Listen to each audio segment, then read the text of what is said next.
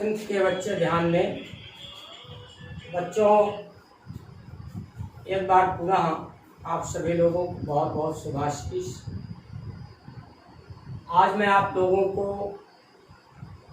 हिंदी काव्य खंड में प्रथम पाठ पद, इसके रचनाकार सगुण भक्ति धारा के कृष्ण भक्ति शाखा के प्रमुख कवि सूरदास जी हैं। इस पाठ के बारे में कुछ महत्वपूर्ण बिंदुओं पर चर्चा कर रहा हूं। सबसे पहले ये बताना है कि सूरदास जी का जन्म सन 1478 ईस्वी में रुनकता नामक ग्राम में मथुरा के पास आगरा में हुआ था। इनके पिता का नाम पंडित रामदास सारस्वत था, सारस्वत ब्राह्मण थे। इनकी मुख्य रचनाएं सूरसागर, सूरसारावली, साहित्य लहरी है। भाषा सूरदास जी की ब्रज है, शैली मुक्तक है।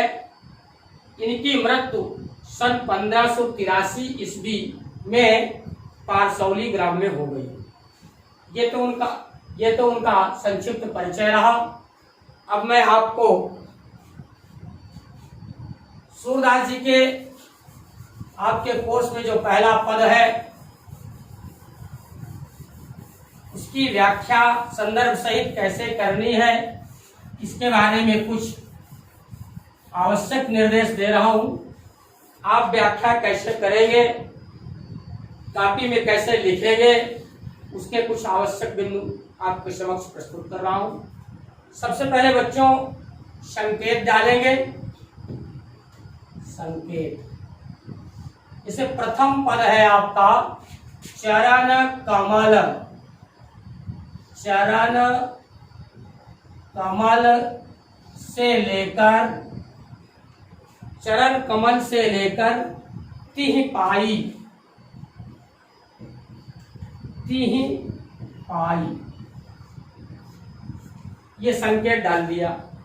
इसके बाद संदर्भ लिखते हैं।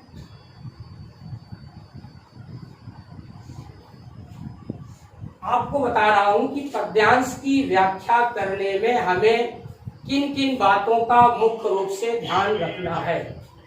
संदर्भ सबसे पहले लिखेंगे। संदर्भ है प्रस्तुत पद्यांश हमारी पाठ्य पुस्तक, हमारी पाठ्य पुस्तक हिंदी काव्य खंड के, हिंदी काव्य खंड के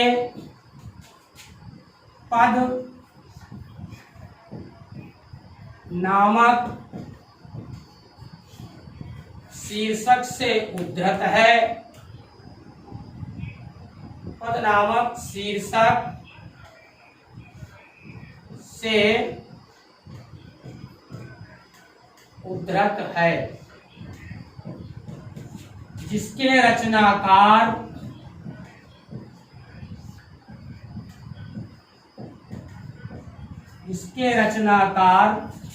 महाकवि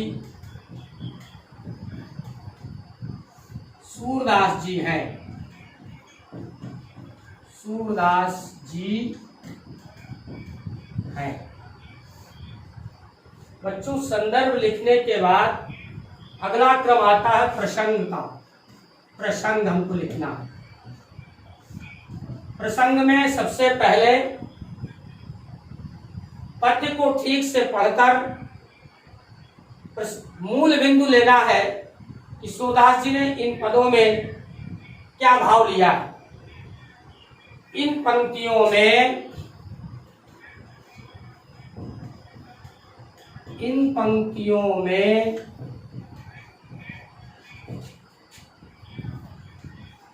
सूरदास जी ने भगवान श्री कृष्ण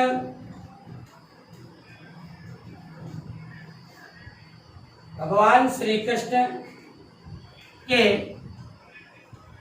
चरण कमलों, भगवान श्री कृष्ण के चरण कमलों की वंदना किया है, की वंदना किया है। इन पंक्तियों में सूरदास जी ने भगवान श्री कृष्ण के चरण कमलों की वंदना किया है। इस बार बच्चों आती है व्याख्या। अब व्याख्या मैं पढ़ूंगा, बच्चे ठीक से सुनेंगे। कैसे व्याख्या लिखनी है?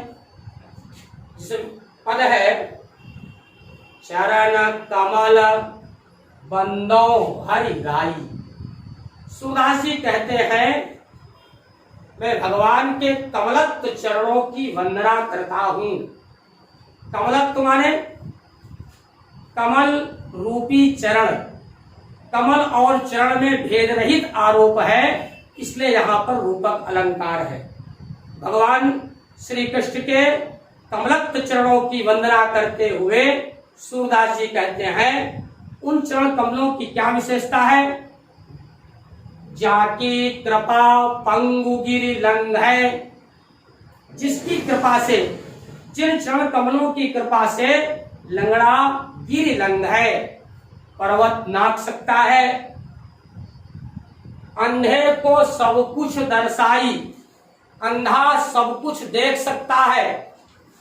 भगवान श्री कृष्ण के चरण कमलों की कृपा यदि हो जाए तो अंधा सब कुछ देख सकता है।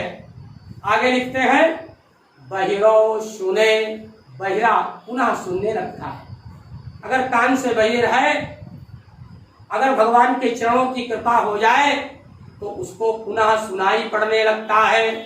गूंग पुनि बोले, गूंगा पुनः बोलने लगता है। रंक चले सिर छत्र धराई, रंक माने निर्धन, रंक माने निर्धन, और निर्धन व्यक्ति भी सिर माने सिर पर, छत्र माने मुकुट धारण करके चल सकता है, अर्थात निर्धन भी राजा बन सकता है। अगर भगवान के चरण कमलों की कृपा हो जाए तो निर्धन भी राजा बन सकता है। सूरदास जी कहते हैं सूरदास स्वामी करुणामय, ऐसे करुणा के सागर भगवान श्री कृष्ण की वंदना करते हुए सूरदास जी कहते हैं सूरदास स्वामी करुणामय, बार बार बंदो तिहि पाई। उनको पाकर, ऐसे श्री कृष्ण भगवान को पाकर उनके चरणों की मैं बार बार वंदना करता हूँ। इस तरह से सूरदास जी ने इन पदों में भगवान श्री कृष्ण के कमलत्व चरणों की का बखान किया है कि भगवान के चरण कमलों की यदि कृपा हो जाए तो हम उच्च शिखर तक पहुंच सकते हैं। ये उनके चरण कमलों की विशेषता है। इसके बाद हम लोग काव्य सौंदर्य लिखते हैं। काव्य सौंदर्य,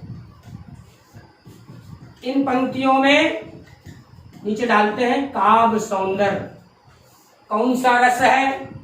चूंकि भगवान के चरण कमलों की भक्ति प्राप्त करने का वरदान मांगा जा रहा है, इसलिए भक्ति रस, रस भक्ति रस, छंद, गेय पद, अलंकार, रूपक, चरण कमल, भेद रहित आरोप है चरण और कमल में, इसलिए रूपक, बार बार में पुनरुक्ति प्रकाश, रस भक्ति, छंद, गेय पद, अलंकार, रूपक, अनुप्रास और पुनरुक्ति प्रकाश, भाषा ब्रज, शैली मुक्तक, गुण प्रसाद।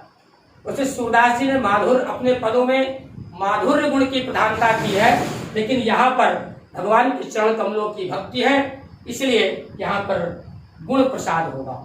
सूरदास जी ने लगभग 1.25 लाख पदों की रचना की है, लेकिन 8 से 10,000 पद ही हम लोगों को प्रामाणिक रूप से प्राप्त हुए हैं। आज मैंने एक पद की व्याख्या की है। शेष अगले चरण में। धन्यवाद।